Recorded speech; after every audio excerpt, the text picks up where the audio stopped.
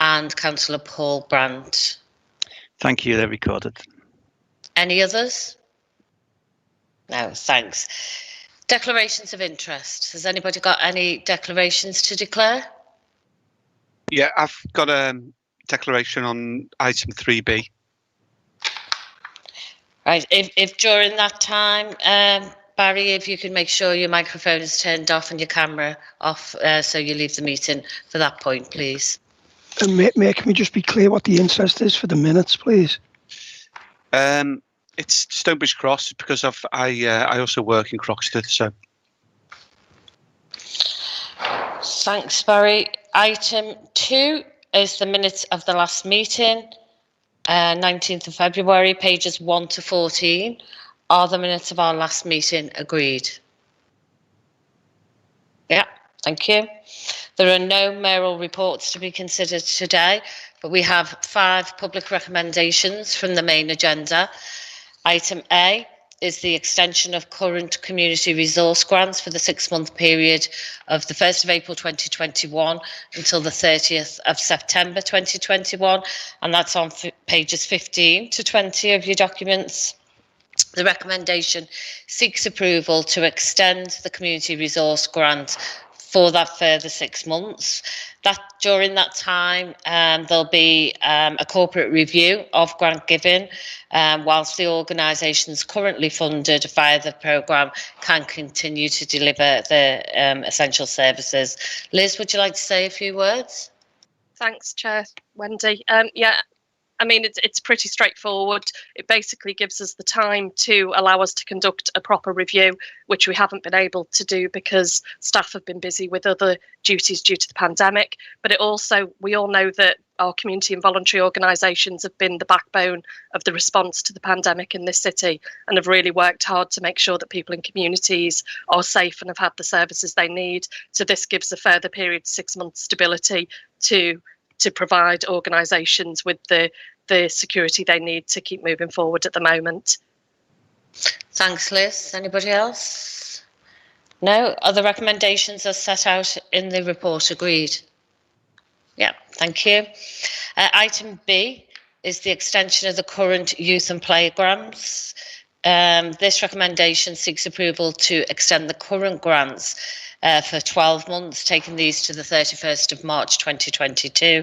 And again, that time will be given to undertake and implement a corporate review of grant giving, and again, allowing those youth and play services to focus on their delivery and take part in the consultation during that period. Again, Liz, would you like to say a few words on that?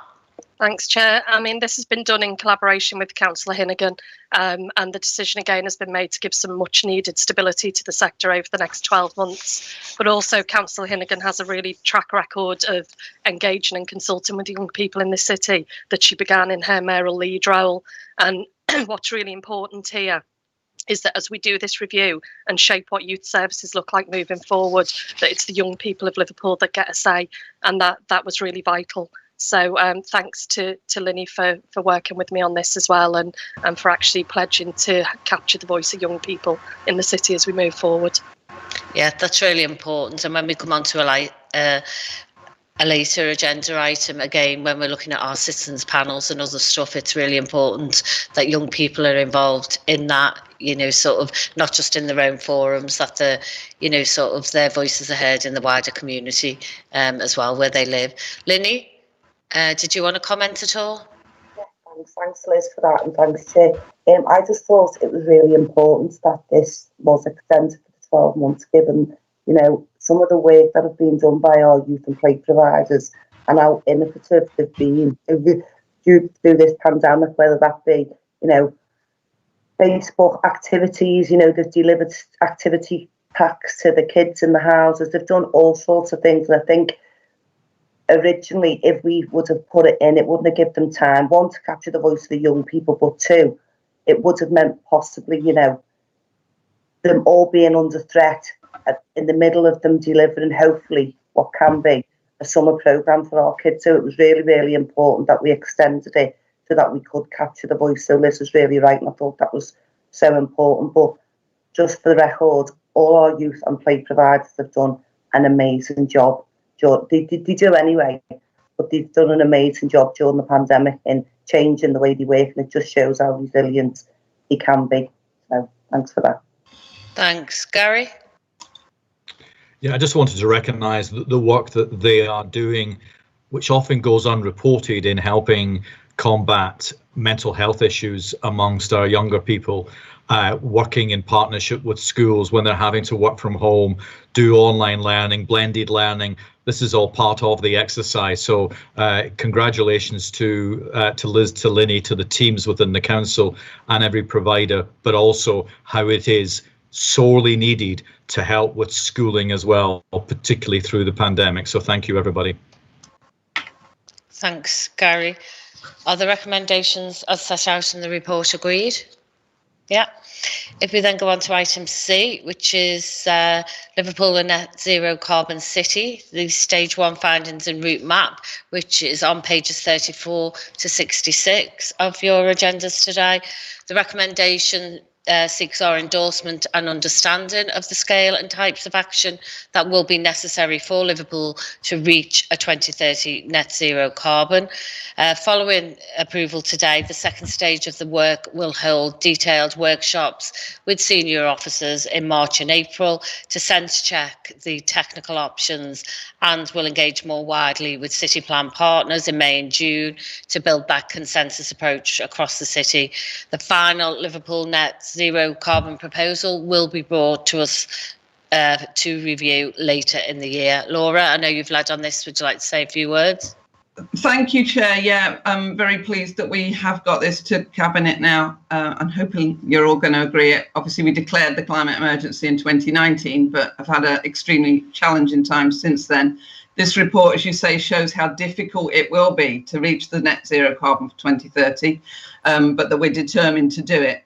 You know, we've got some really big challenges, particularly with housing, with how we heat our houses, which we did discuss, I think, at last Cabinet with in relation to green homes grants, a massive challenge with planning and new development, and with the modal shift in terms of transport. So it's not an easy thing that we can get there easily, but that we've set out that we're determined to do that.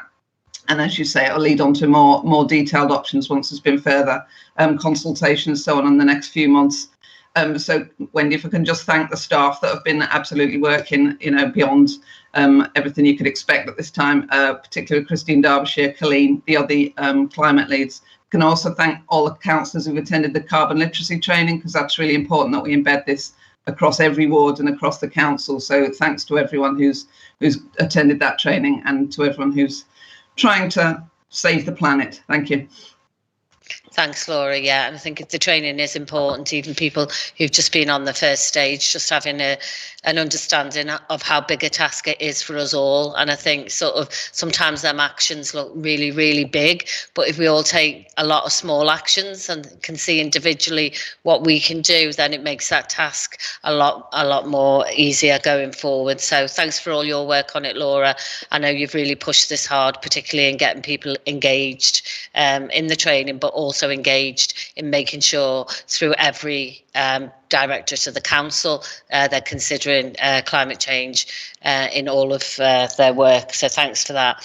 Are the recommendations as set out in the report agreed? Yep. Thanks, everybody. Item D is the Liverpool Citizen Support Scheme and a contract for provision of furniture and domestic appliances, and the recommendation seeks approval to end the existing contract and put a new one in place with the Furniture Resource Centre. That will improve the terms that we have with them and also reduce some costs, which will save us up to 70k, and it's a good partnership between the two. That's on pages 67 to 71. Are the recommendations as set out in that report agreed? Yeah, thank you. Item E is the support and maintenance of Liverpool Schools Management Information System, better known as SIMS, I'm sure to Barbara and all her colleagues. And the recommendation seeks approval to procure and award the review of the contract for the SIMS system for a further 2 years. Did you want to say anything on that, Barbara? Thanks, Chair. Not really, except I think we need to be also looking very closely at the use of data and the collection of data for education improvement generally. But SIMS is the basic system where everything's stored. It's about how we bring that information to life for people to use. So some systems can literally hoover that information out of the system and present it on dashboards, which are far more user friendly. So I think as a council, and especially around education, we need to be looking more closely at the analytics and how we use the data more to help us achieve what we're trying to do. Thank you. Certainly, Barbara. I think it's really important, particularly if we're collecting so much so regularly and using that effectively. Are the recommendations as set out in the report agreed? Yeah, thanks. We now have one further public recommendation to consider, which is the Liverpool City Council COVID-19 Adaptation and Recovery Plan and the Pandemic Pledges, which is on supplementary pages 105 to 158. And the recommendation seeks the endorsement of that detailed COVID-19 plan and the series of 10 supporting pandemic pledges. The plan does set out the actions that each area of the council will undertake over the next year to help our city recover. It also sets out some longer term trends and opportunities, thinking how the city may evolve as a result of the pandemic over the next 2 to 5 years.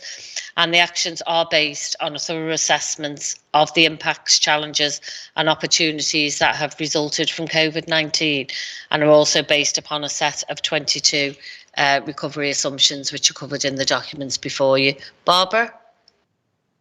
Thanks, Chair. Yeah, can I draw attention to the education sector? There's a considerable typo there. Under assumptions for education, it currently reads educational attainment will be reduced and educational inequality will be increased. I think reduced and increased need to be swapped over to make good sense. Thank you. Thanks, Barbara, and we did that to check if you were reading, and you're the only one. It's really good. You're the Cabinet Member for Education, I'd say, checking all that bit. Any other comments? No, I think we have had wider discussions, both at full Cabinet and Cabinet before. Are the recommendations as set out in the report agreed? Thank you. We now have two partially exempt reports. I suggest we now consider those as published on the main agenda. Only certain appendices to the report are exempt. So unless Cabinet members have any specific questions on those exempt places, then we will consider them in public. Has anybody got any questions on the exempt part of the reports? No? Okay, so then if we go to item 3A, which is on pages 76 to 86, which is the Denford Road housing development, and it's a variation to the external funding arrangements, and it's to seek approval to amend the proposed funding partner for the development from Taurus to Lovell Partnership order to enable Homes England funding to be assessed for delivery. Barry, would you like to say a few words? Yeah, this is about securing the grant for social rent, which means that these houses will be the first houses that the council has first council houses that the council has built in 30 years. You know, and credit to this is a scheme inherited from the work that Councillor Hinnigan had done, but as a real landmark in a statement of intent in terms of what we're going to do as a council with housing. And then just to add, I had a meeting with the trade unions through the week about how we ensure that local people get with officers as well, about how we ensure that local people get access to local jobs and local businesses have opportunities on that scheme as well, that we'll use as a model that we will use in the other housing developments that we'll be involved with going forward. So this is a really good moment for the city. Yeah, really positive. Thanks, Barry. Barbara, I know it's in your ward. Any comments you'd like to make? I would just like to say, Chair, I'm absolutely delighted this is going ahead. For over 10 years now, there have been plans to build on that area of Yew Tree Ward, and for some reason, it's always been unlucky. It's always been delayed. It's always been changed. So to finally hear that this is going to happen is really welcome news to the people who live in that ward. Thank you. Thanks, Barbara. Barry, did you want to come back on that? Yeah, just to say that the spade in the ground goes in on the 22nd of March. So this is something that is starting right away. Yeah, great news. I'm sure you'll the week after, once we can go out in 6, if the numbers come down, I'm sure you'll be taking many photos as that scheme progresses. Great news. Are the recommendations as set out in the report agreed? Yeah, thanks. Item part 2 is 3B. So Barry, if you could switch your camera off, please, and microphone.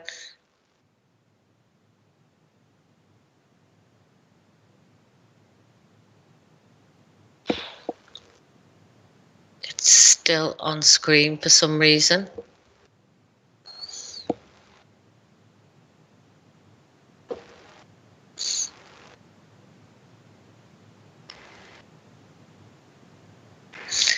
Peter, do you know if that's just frozen because it's a live feed? It would look that way. I don't think Yeah, it's because of the live feed. It's just a Teams issue, I think. One of my colleagues is in touch with Barry anyway, so we'll be able to tell him when he can come back in. Okay, thank you. But he's out of the meeting now at this point. If you could confirm that. Yes, he's not participating in the meeting at this point. Okay, thank you. So item 3B is Stonebridge Cross Transformational Housing-led Regeneration Stage 1, and it's the pre-development work. And the recommendation presents a proposal to bring forward the transformational housing-led mixed-use development of the Stonebridge Cross site in the Croxteth ward, and that's on pages 87 to 104. The report gives an update on the progress made to date in getting that funding package to fund those pre-development works on the site and master planning for the site as a whole, and seek specific approvals associated with progressing that regeneration programme. Any comments from anybody? No. Are the recommendations as set out in the report agreed? Yep, thank you. We have no reports for agenda items 5 to 8. Item number 9 is mayoral announcements. We had the budget, as people are aware, on Wednesday evening, and that is now set for the coming year. As always, we have prioritised helping the most vulnerable in our city, with 60% of our budget going on children's and adult services. But we've also made other really good commitments throughout the coming year, particularly our long-term funding to children's centres, which is a phenomenal achievement given the cuts that we've had over the last 10 years. I think as well our commitment to rough sleepers and the additional money, to offer a roof over their head, not just during the pandemic, but once that pandemic ends. We've just mentioned before the council housing in Denford Road and our recovery plan of £2 million to really kickstart our communities into starting to recover from something we know will take many years to get over. And again, the development budget to the economy as well to help kickstart that as well. So I think overall, given what we've faced this year, it's been a fantastic achievement to get a budget not only that's come in balanced, slightly under actually, which is amazing. And I'd like to thank Mel and the finance team and all of the officers right across the council who not only have gone above and beyond through the pandemic in supporting other directorates to help the most vulnerable and keep our city going, but have also made sure that they've been able to keep their own services up to their budget requirements, and also managed to make some savings along the way, and that's no mean feat. So hats off to everybody. It's been such a difficult year and they've all done an amazing job. I won't go into the new council homes at Denford Road because we've had a longer discussion about that in Cabinet itself.